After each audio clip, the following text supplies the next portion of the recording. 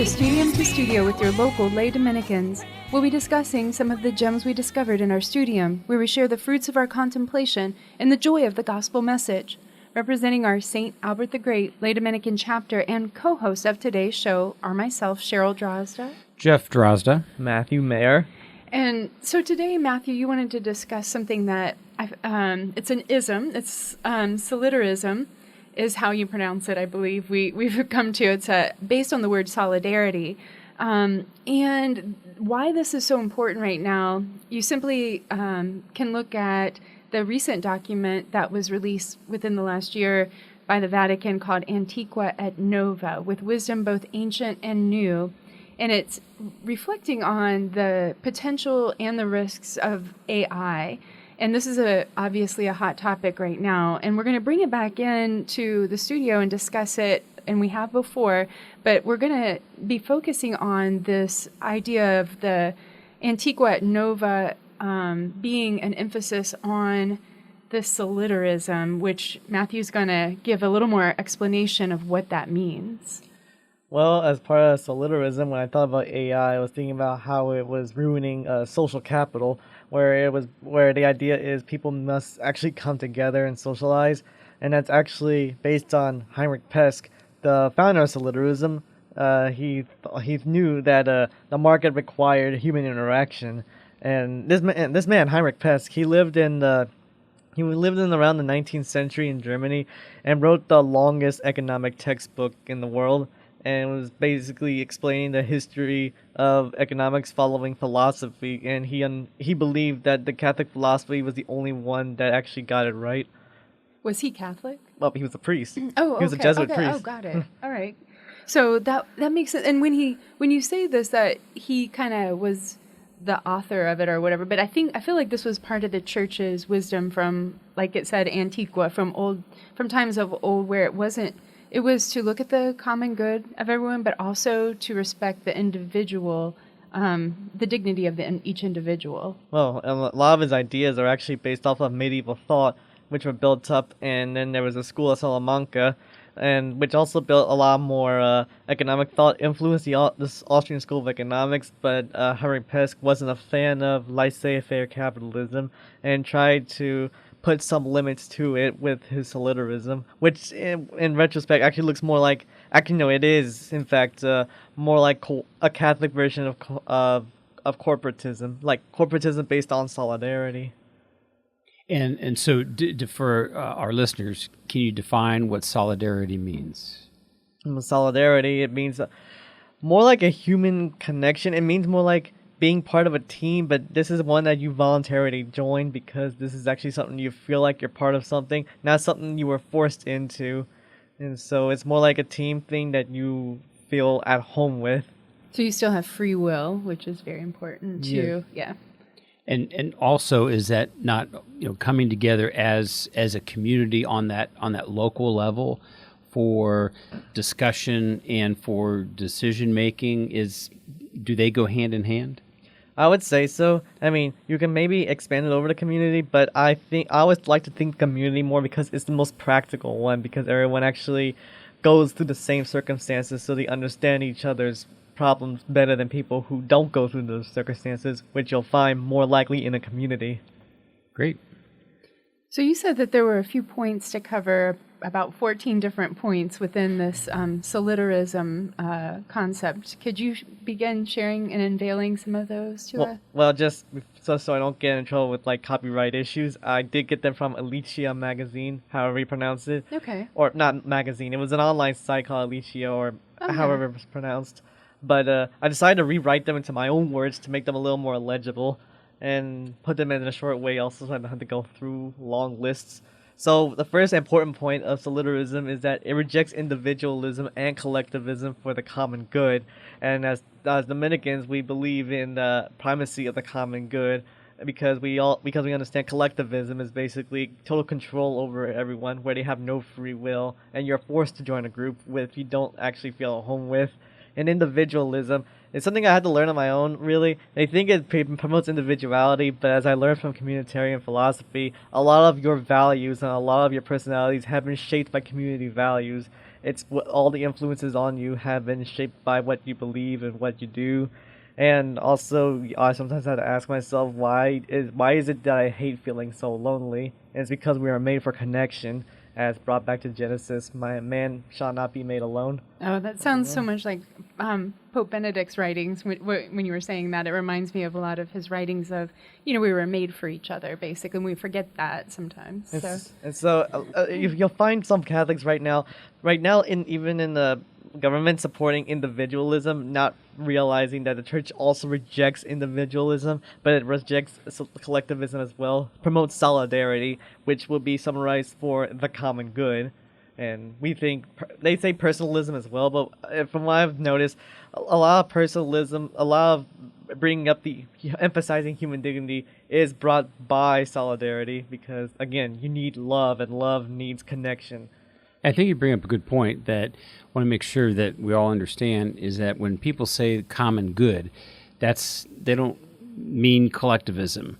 And especially when the church says common good, common good means that the individual has the opportunity to thrive on his own and also in a community. So when you say common good, it's just not like everyone has to march lockstep with everybody else, but it should provide the opportunity for the individual to rise and for him to reach his God-given ability. And not at the expense of all the others, too, which is the individualism aspect that we don't, it's not just looking at the individual's own desires and letting them run amok with that, right? Mm-hmm. Right. And it'll be a lot of natural law will be emphasized as well. And second point here is actually, as you'd expect, solidarism supports solidarity based on common humanity. And it's more natural from common interests and connections. It requires solidarity because of that, it requires solidarity between employers and employees. And so it would support stuff like cooperatives, credit unions, guilds, labor unions, etc. It's now, from what I've noticed, at least from a communal standpoint, or I guess you can say psychological, because I noticed a lot of people saying psychology usually from a community standpoint. It's more practical from a smaller scale, especially local cooperatives. Mm-hmm. And so I would say solidarity based on common humanity, guilds, labor unions, from what I've noticed, it's more practical from a small scale, and it rejects.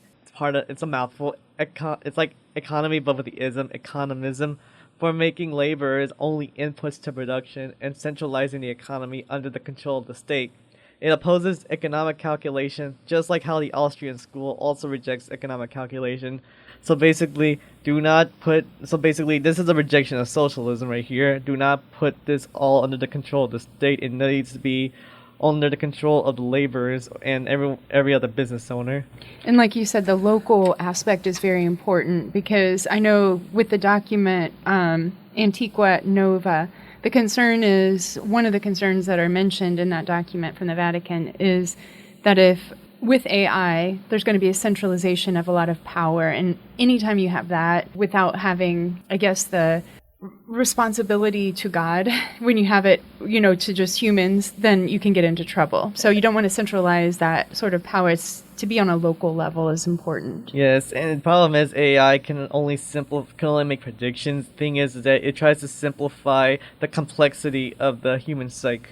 So it's not going to be that easy. And this document goes into great detail understanding about the philosophical background of intellect, and going into Thomism, and how it's not just simply, when we say intelligence, we actually mean so much more than that with the human in mind. So much more spiritual than just rational thought, right? Right.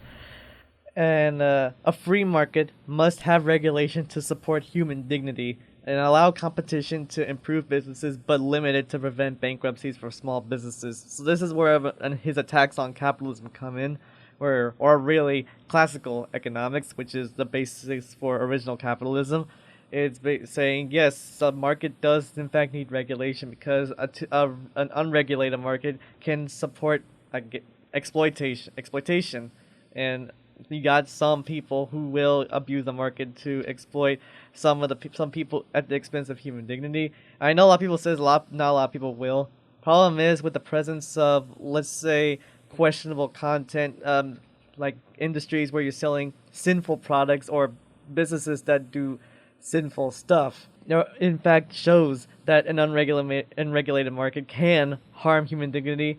Because you feel good doesn't necessarily mean that this is good. That's exactly what I was talking about with the individualism, right? This is not for the common good or even the good of the individual soul, actually. So what we're talking about today is solidarism and applying it a little bit in understanding to the document Antiqua et Nova, which was released about a year ago by the Vatican. So in this regard of AI. So share with us some more points about solidarism and what else that means. Here's one thing that definitely we'll talk about with connection to AI. AI is a type. Remember, it's a machine, and it makes things mechanical, and so because of this, it makes predictions like supply and demand, and a lot of this was back to Adam Smith's idea of the invisible hand. Where it says the market will just work itself out because with everyone working things out as it should. Now, Heinrich Pesk has shown he rejects the invisible hand argument because he sees it by seeing the market influenced by culture and morals. Because the problem is that this follows an old philosophical position called mechanism for the invisible hand, because it would say everything's all mechanical. It's like Descartesism, where he was talking about everything's more like a machine, works like a machine. It influenced classical economics despite the fact that it lacks purpose to guide its existence. And the thing is, everything must have a purpose to exist, but the invisible hand lacks purpose because of its philosophy of mechanism, and so that would make it non-existent because of its lack of purpose. There's no teleology to it. And because of that, market regulations are needed to support the common good against destructive self-interest. Economics necessitates ethics. You're listening to Christ Our King Catholic Radio, radio for Acadiana. We are your Third Order Dominicans, your lay Dominicans here in Lafayette, Louisiana, and this is the show Studium to Studio, where we bring the fruits of our contemplation to you every Thursday at 4 p.m., thanks to Stein Lumber, with locations throughout all of Acadiana. And so, Matthew, you mentioned a little bit about the detriment of AI. You just scrape the surface, and I know you're going to go into it a little bit more. But of course, Leo the 13th, with his encyclical Rerum Novarum, really addressed what was happening during that time period. You had the rise of Marxism, you had the rise of industrialism, you had the rise of capitalism. So his goal was to address these pressing issues that dealt with with the economy, with politics, with social life. And you see today with the rise of AI, you're having these same concerns rise up. I mean, even in schools. I mean, we, for those with children in schools, I'm especially in high school or even in college, you're seeing a lot of discussion on what is appropriate AI usage, and in reality, when you're doing a paper, when you're writing a poem, it should be absolutely zero in terms of what that final product looks like. And today, as parents, I think we need to take a very active role, especially in AI, with regard to what's taking place in our schools, because I think one of the students said, AI makes you dumb. And in reality, it does if you're writing a paper and doing something like that where you cannot think on your own. And that's really, I guess, how it looks today. But Matthew, and please continue on your important points. Well, here's one point we kind of already addressed, but I have to mention again. Number 6 right here would be solidarity with occupational groups must be voluntary, as I mentioned before. Well, because of that, the state must step back from micromanaging them. So the state can't really control labor unions, because that would be a reflection of literally fascism, where they would actually hire they would hire the guy in charge of labor unions and make sure he matches with fascist ideology, which gets rid of the democratic part. And number 7 right here, virtue is necessary to make solidarity possible via justice and charity, because remember, the common good is necessitated here, and so to make solidarity actually benefit the common good, you need virtue that relates to that, such as justice and charity, or social charity, like social justice right there. Yep. And here we go. Another one would be private property is necessary, but it cannot be an infinite right to prevent harming the common good through means like exploitation. Remember, everyone needs private property, but you can't abuse it to harm everyone else's right to get private property. That's exactly right. That's what Pope Leo said in Reverend Navarum. I mean, everyone having private property is extremely important for the common good. And the church supports that. However, what do you do with it? Do you hoard it, or do you share it, and do you use the resources for the good of others? And that's where you find that balance. That's why you have Catholic social thought, is to have these discussions, Catholic social teaching, where the church teaches us, what is the appropriate use of these goods. So, go ahead, Matthew. And number 9 would be the state must have a social safety net abiding by subsidiarity by only assisting where the family or community becomes insufficient. Wealth redistribution is necessary but must be moderate, such as Douglas social credit over a universal basic income. Basically, solidarism says right here is that, yes, you need to spread the wealth, but you can't do it at an excessive level like a universal basic income, because we all know in reality that might not actually work out well, but there must be a moderate use of it. And I looked up options like I mentioned already, Douglas social credit, and that might be a topic for another day, but it's one very rarely talked about. No one knows if, like I said, I'll mention it another day, but no one knows if it will work, but it looks appealing, so it's good to at least mention it. Well, and you're saying that the redistribution of wealth, but one thing that the church is for is that in our acts of charity with our free will, it is definitely the way that is promoted more in the church, right? As opposed to some forced that's what it said right here, based on subsidiarity. It says only when the government only assists when the family or community becomes insufficient. Right. So it says you gotta go to the family or community first for your help. Okay. Government last. Right. And so here we go. The next point. Nations must engage with economic planning to support the common good, but must allow people and private businesses to make their own economic plans. So in this case, the state must fund public infrastructures and technology, but it can't fund everything. It can only fund what's necessary for the entire public. That's why I think, the humanity needs to be very careful on, do we want to become a nanny state? Are we already a nanny state? I guess you can always have that debate and that discussion, but we cannot rely on the government to be our everything, because as you said, you wanted to make those decisions on the local level, and that's why the sanctity of the family is so very important. That's why the church has always stood for the sanctity of the family, promoting the family, because that in itself will promote the common good. So try to avoid being a welfare state, but try to assist as only minimally as you can. Mm-hmm. Let's see. A just wage must be necessary to make less demands over public assistance programs. The market alone is insufficient to determine just wages. Now, minimum wages must increase to living wages and family wages, but it does not need government control like how Richard Nixon did it when he put in the minimum wage. The thing is that it needs to be sufficient for family and for a household and for even individuals. Now, when you can do this without too much government control, surplus revenue from land value tax can be wage deficits, and with social credit can send debt-free credit.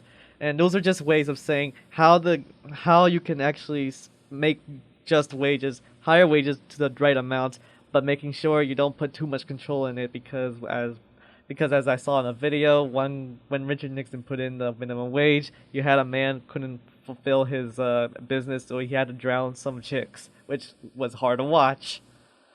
Well, and even today, there are some states in the United States that believe in raising that minimum wage to $20-$30. Now, that not to be confused with a living wage, but if you artificially raise a minimum wage, you will impact the economy in a very negative fashion.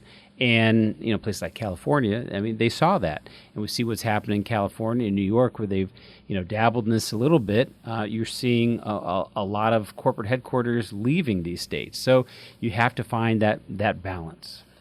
And another one related to that is prices must be just by matching the true value of a product. Now, the subjective theory of value determines price better than a labor theory of value, but it neglects moral concern over immoral products. The scholastic theory of value connects subjective theory with ethics. So, and for this case, profit making should not be the determiner of price. Some things you just can't sell because they are intrinsically wrong. And next point, taxes must be progressive and fund activities that will promote the common good.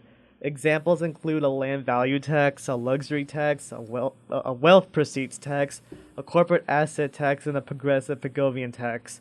So these are all basically indirect taxes. I'm trying to put less impact on those with low incomes, because this will promote. Because if I attack them, it would promote economic inequality, and also it would pretty much show that the low income are not really worth as much as those with higher incomes. Yeah, and unfortunately, if you look at a sales tax, that really hits disproportionately the lower income individuals, because they have no choice but in their daily life to pay that, and they're paying that same tax as someone who is making $500,000. They're paying that same tax, so it is disproportionate. It's regressive, but especially here in our state, we rely heavily on the sales tax. Fortunately, and the case with that, it would kind of, I guess you could say, is that you can have a good idea with it, but end up going wrong. You can say sales tax over junk food to promote a healthy lifestyle, but in reality, you're also hurting the poor because that's all the food they can have. Mm-hmm. And the last point here is solidarism, and this is a big. This is where it gets a little heretical with some orthodox economics. Solidarism rejects free trade to support commutative justice, since some countries can be hurt from cheap foreign products overtaking their markets and harm domestic producers. Tariffs must be necessary, but not absolute, to only create a balance of trade. And so, with those cases done, that's basically the 14 main points of solidarism as I saw on Alicia and reworded it to my own words. Well, on each one of those points, we could have a show on what is a fair and just wage, what is a fair and just price. And so it's all food for thought as we continue to have this discussion about Catholic social thought. And I definitely think we should bring it back to, when we were talking about this, we were applying solidarism, which is more of an economic sort of framework, and as well as, it's based on Catholic principles of fairness, and looking at the individual and the collective good both.